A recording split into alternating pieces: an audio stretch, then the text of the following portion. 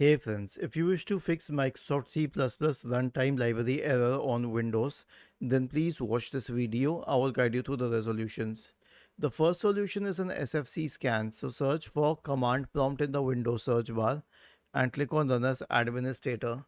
Type the command sfc space forward slash scan now and hit enter to invoke the SFC scan.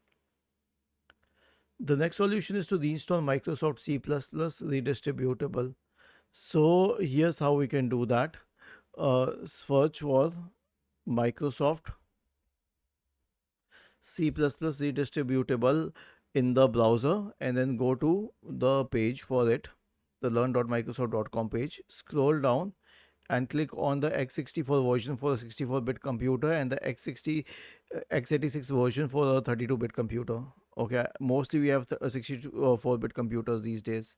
Simply click on open and it will give you the option to install it or repair it. Now since I'm installing it for the first time, I will show you how to install it, and if it was already installed, just click on the repair button. Was this helpful?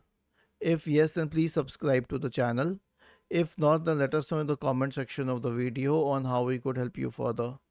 Thank you for watching this video and have a nice day.